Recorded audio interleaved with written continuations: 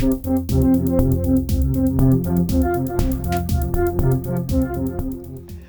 everyone, it's Elizabeth from Astrology at elpisastrology.com. Thanks for joining me today. So this is going to be my interpretation of the astrology for September 2022. But I want to remind you that you individually take that decision on how you think what I say fits into your life. You always have free will. And remember, this is a general reading. And when I do the reading for the sun signs and ascendants later on in the video, after my introduction, I actually use whole sign houses. It's just an easier way to do it. To have a more accurate reading, you really do need to look at your chart. And I know a lot of my viewers already know a lot about astrology, and they do that already. Okay, so how does September look? Well, it's interesting. We start off the 1st and 2nd of September with a yod. And a yod is kind of like a triangle, and it has two basically planets forming a sextile, but then they jointly form what's called a quincunx, or in conjunction. And when you have this in a natal chart, typically it's not necessarily a burden that you carry, but it's more like not feeling that you really fit in because you've got something in this lifetime that innately you know you have to do. But when we put it into an actual chart, a transiting chart, I tend to read this for more of a mundane aspect, unless you've got something like this exactly hitting some of your points. So what do we have here as part of the yod? So at the two ends, we have Pluto, which is at 26 degrees of Capricorn, and we have Neptune, which is at 24 degrees of Pisces, pointing towards Venus at 26 degrees of Leo. And so we see that these two powerful planets, in many ways transformational, truth-seeking for sure. If we could pick, I suppose, a couple words that could meld both the Pluto and Neptune, it would be truth, seeking truth. And it's pointing at Venus. So then we say, well, what? And it's Venus in Leo. I mean, Venus in Leo is kind of like, who's the star of the show here? It's the natural showman. It also speaks to being idealistic in love. So I really felt that this probably is going to be early September, some kind of event that happens, perhaps to an actual person that comes into public view. This may be a female because it is Venus, but it certainly will speak to our values, value of self, maybe value of females, as well as money. And of course, when we look at money and values, we then say, well, what about love? Now, because we've got Neptune here, aspecting this Venus in a yod, along with Pluto, I think that this probably is going to be leading to an overarching ask from the universe. What do you love? What means something to you? What brings sweetness into your life? But we could see the rise of some female who's not afraid to get on the stage. When we look at the 1st of September itself, we have Mars now in Gemini, and we know, we've heard various times where I talk about the fact that Mars is going to be in Gemini for quite a few months because of a retrograde, right? But on the 1st of September, it does sextile Jupiter, which is still, it's retrograde, but Jupiter is still in Aries. And this is at 6 degrees. So I saw this as, again, right at the beginning of September, positive movement in communicating and feeling very optimistic about it. It's opportunities, I would say, to express some kind of messaging or communication. Now, Gemini does rule the 3rd house, so I'm just going to cover some other things of the 3rd house. The main thing of the 3rd house is communications of any sort, including our thoughts, maybe collecting information. But it also brings in siblings, your neighborhood. Gemini is very much associated with writing and short journeys and really short courses or early sort of educational types of things. So it can cover those areas too. On the 3rd of September, we have Mercury, which is in Libra, opposite this Jupiter retrograde in Aries. Now, we will have Mercury going retrograde shortly too. So I would say that this Mercury retrograde I felt was an important retrograde, and I'll continue to speak more about that as we go along into this video. So I thought this, for those folks that are having to pick a day, say, for negotiating and something really working out for them in their favor, good for negotiations, getting advice. Jupiter can represent someone like a teacher or an advisor. And it can also be a time when benefits could come your way, especially through things that are Libra related. And of course, that kind of boils down to laws, right? So for those folks that, and Jupiter to some extent also represents the law. So I think overall, this on the 3rd of September represents a potential time where you could meet up with somebody that could favorably help you negotiate through some kind of legal thing. And again, this doesn't have to be a negative thing, but it's going to be a back and forth because it's an opposition. An opposition isn't the most favorable aspect to have, but Jupiter on its own tends to be very favorable. So I saw this as a favorable time for folks that if you need to earmark a time in September for beneficial negotiations of some sort, 3rd of September would be a potentially good time.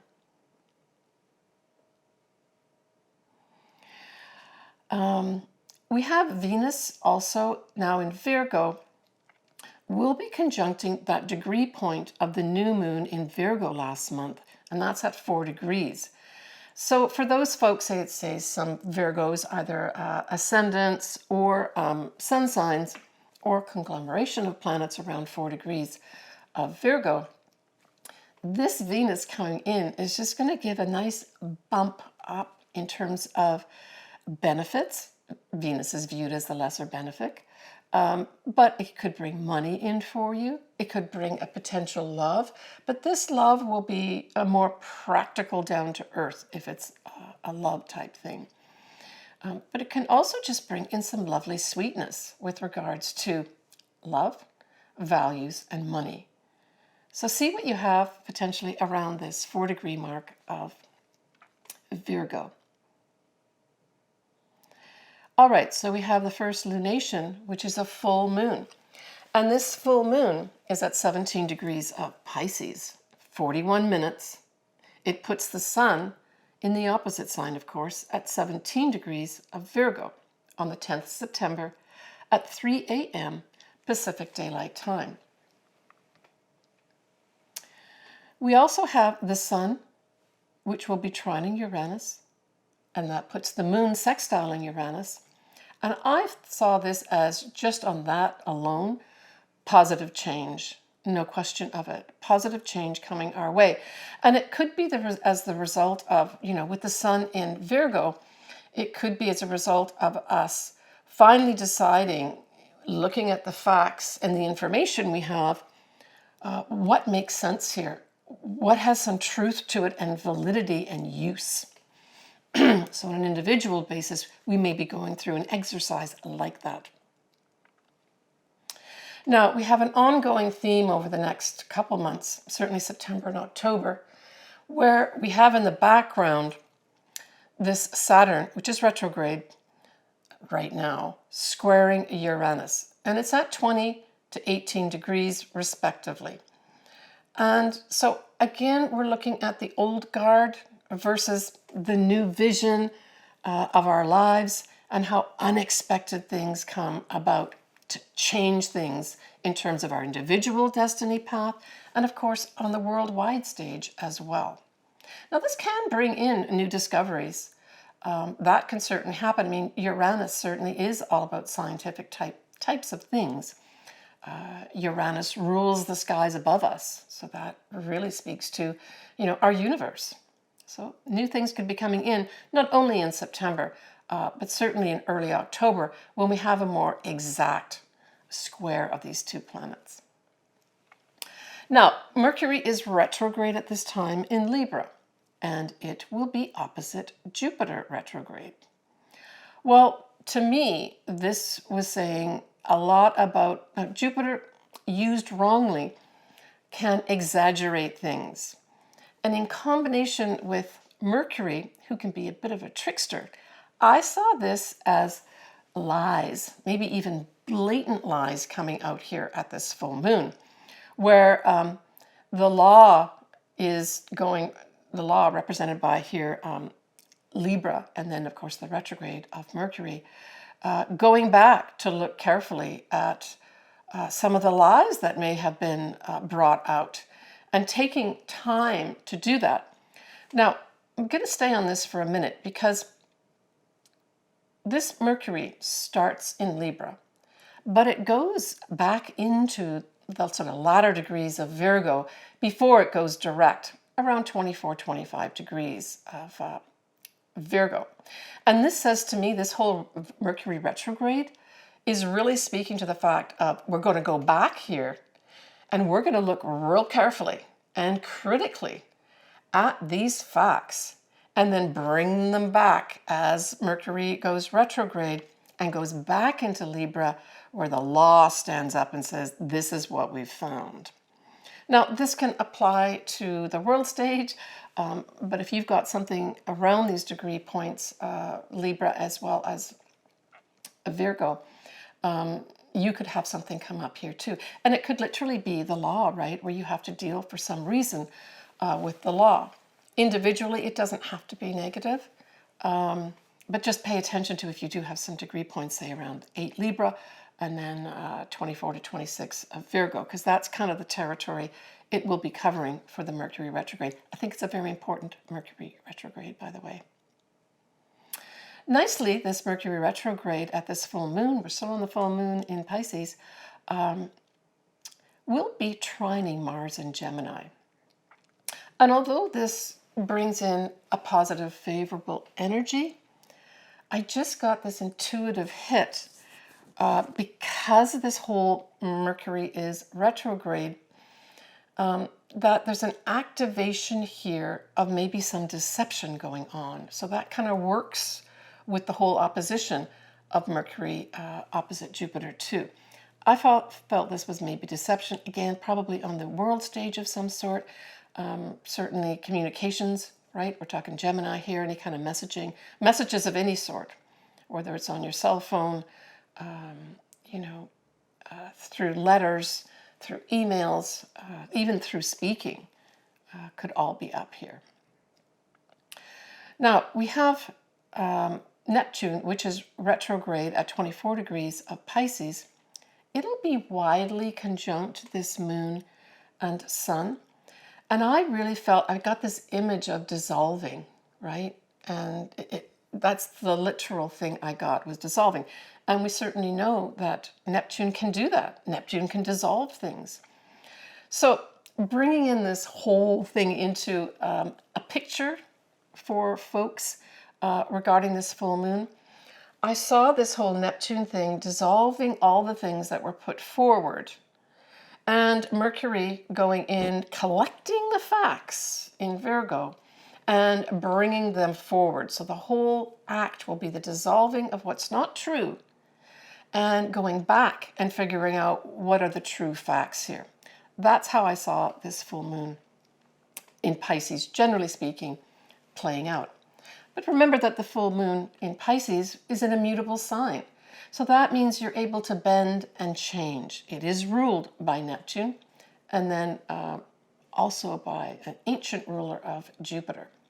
But both these planets are retrograde, so they're not really up to their full power. They're more working in the background. And that's how I feel it goes back to this whole collecting of information regarding what kind of messages were put out.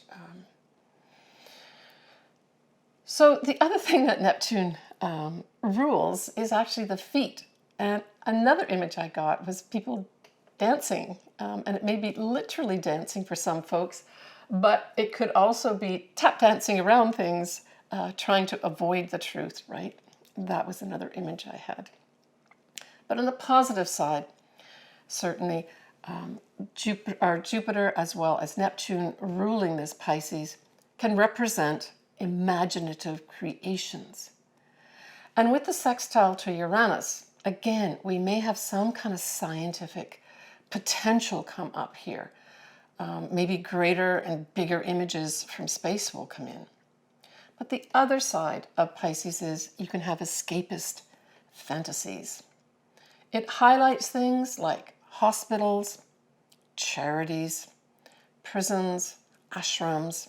It is also the sign of redemption, and it's a full moon.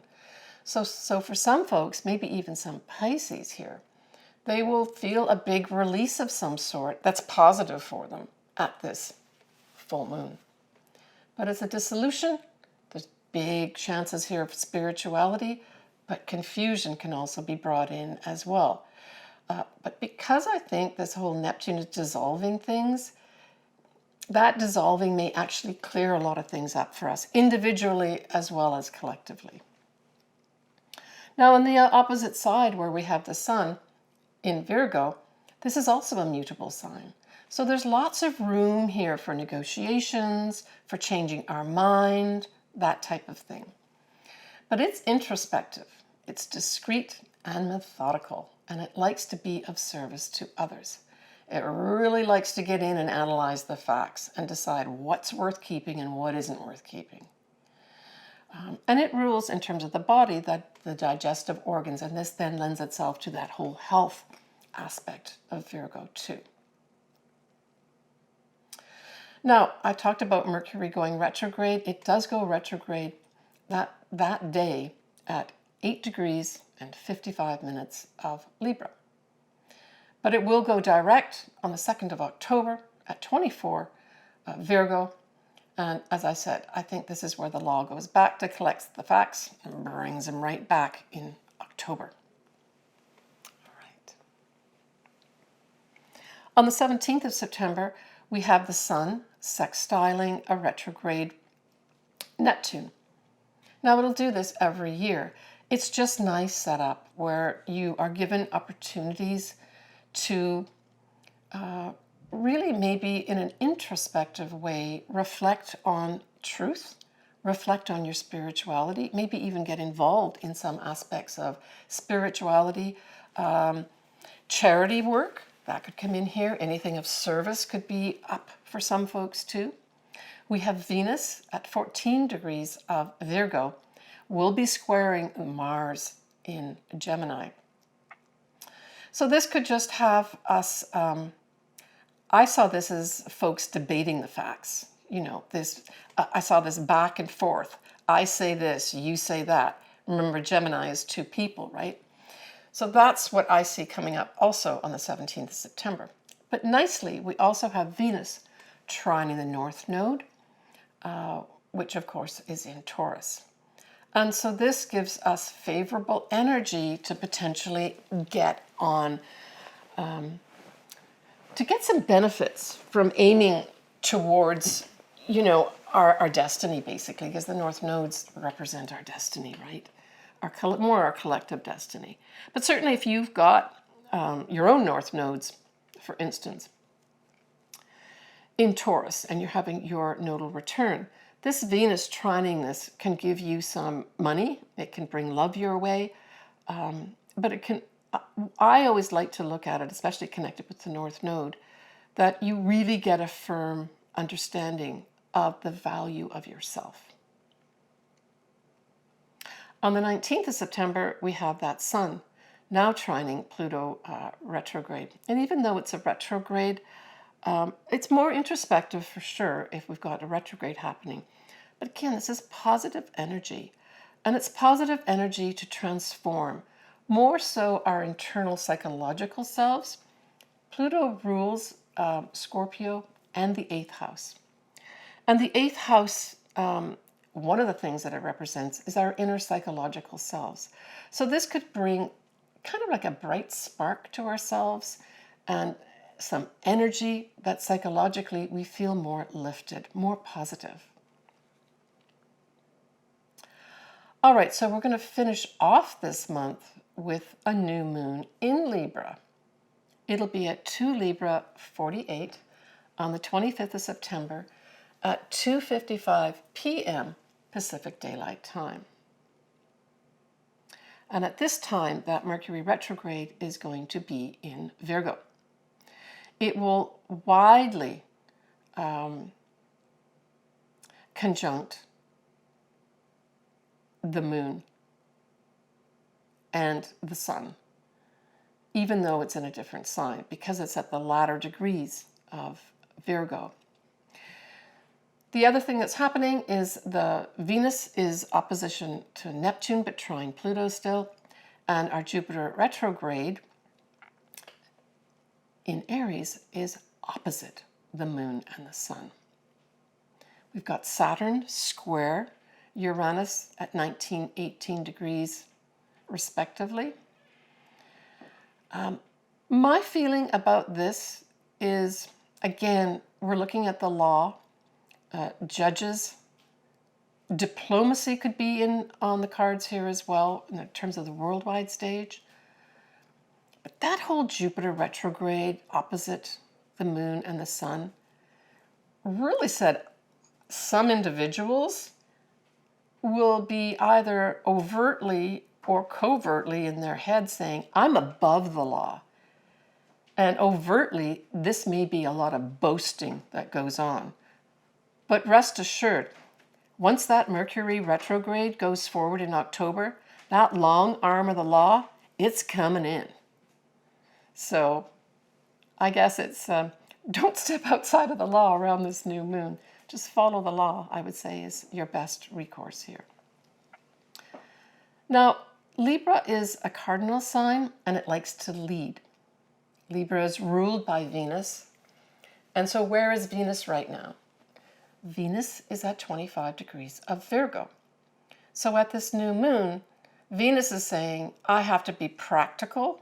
I have to use my critical faculties to figure out what facts are important here. I may even need to take care of, maybe some individuals, of your digestive system. Maybe some corrections for some individuals have to come in here too.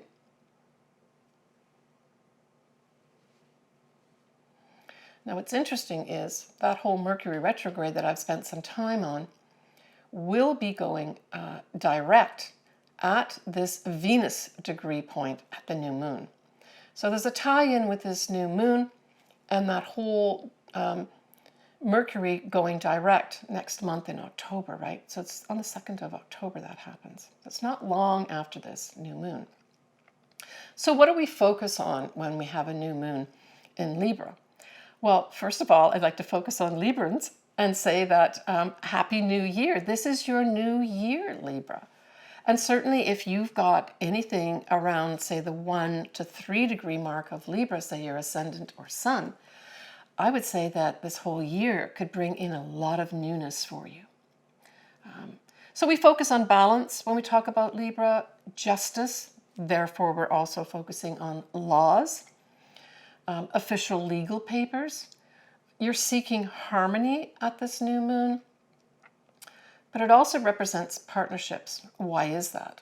It's because Libra is represented by the 7th house. And Libra, as I mentioned, is ruled by Venus. So partnerships of all sorts could come up at this time.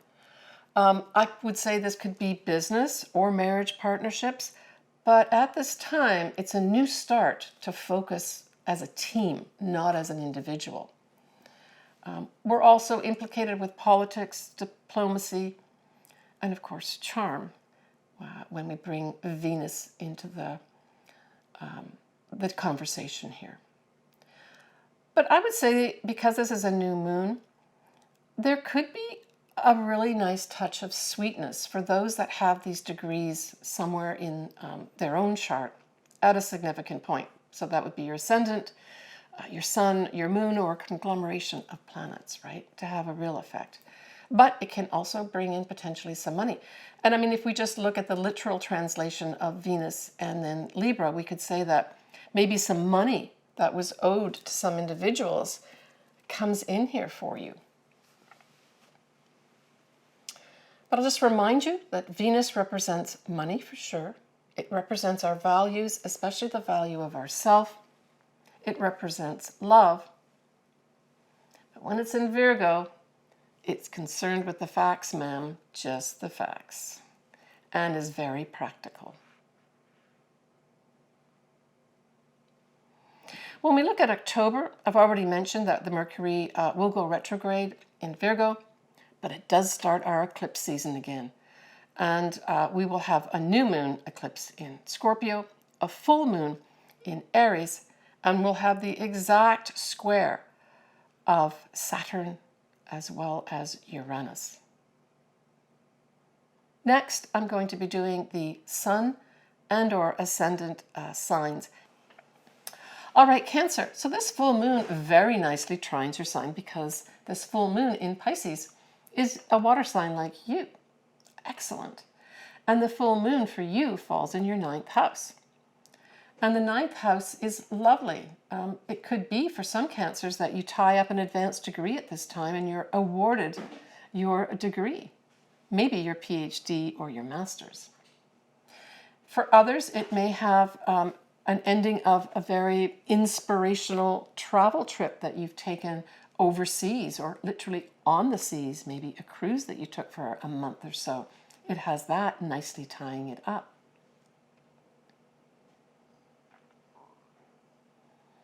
It also brings in the law of the 9th house as well, but I don't really get a negative feeling about this because you've got this full moon trining you. I think it's a positive thing. So for some, yeah, you may be wrapping up some kind of legal matter in a positive way. Now, this whole conjunction of Uranus and the North nodes is in your 11th house. And of course, this is sextiling your sign, Cancer. I love the 11th house. So this, for some Cancers, is going to have some shift of the compass of your destiny happening here.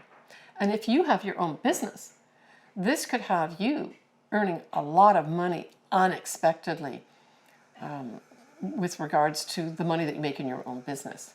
But it can also bring in some unexpected things that affect your destiny path, but it has more to do with the friends or the groups that you belong to. This can literally bring in some whole new friends out of the blue, or an opportunity is presented to you from groups that you belong to. But the 11th house is a great place to host this Uranus North nodes. We've had Mars in there, and we're going to have eclipses happening in there as well. So Cancer, your 11th house is going to be lit up for, I would just say, the rest of the year.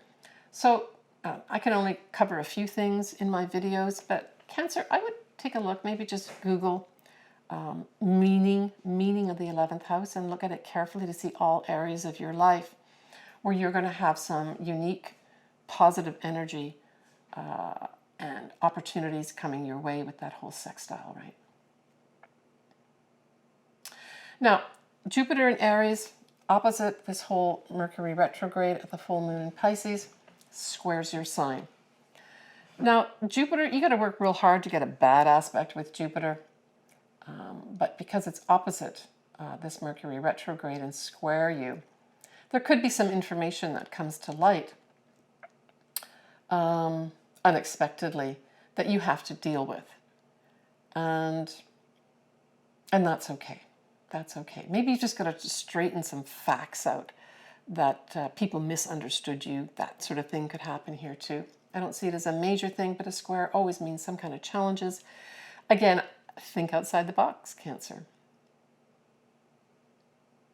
Now, the new moon in Libra, it also squares your sign, Cancer. And this is in the 4th house. So it's a new beginning. So this can't be a bad thing to have a new beginning. But it may be fraught with some difficulties regarding your home. Well, what could that be? Well, at the end of September, you decide you want to sell your home, or you want to buy a new home, or you want to do both. Because don't forget, Cancer does rule not only the home, but the mother, the family. So this kind of really emphasizes the home on top of the fact that it's in the fourth house. So I would say what you can do now is to make sure that, say you are wanting to sell your house or buy a house, that you really carefully look at any legal, because this is a Libra moon, right? But at the highest level, that you're fair, right? So Libra is all about being fair as well, and just. But it does bring in the legal aspects here. So make sure you're following all the legal procedures if you're selling or buying a home, but more importantly, that others are too. So double check all your things right in that area. Other than that, this can just represent maybe letting go of something that isn't great in your home. You finally just wash your hands of it, and you're able to have a new start in your home. For some Cancers, this may be after much difficulty of trying to find a home, for instance, you actually can see the light at the end of the tunnel, and you see it in front of you. But you may have to maybe do one of those bidding war things where you have to bid amongst other people to get that home that you want, right? Take care, Cancer. Okay, so that wraps up my video for September 2022. I hope you've enjoyed it. I always like listening to your comments and having some dialogue back and forth. If you would like to get your chart done, you know I would absolutely love to do that. Astrology is my favorite thing to do. I'm wishing everyone a great fall season. Please take care of yourself. I'm sending you lots of positive energy and lots of love. Bye for now.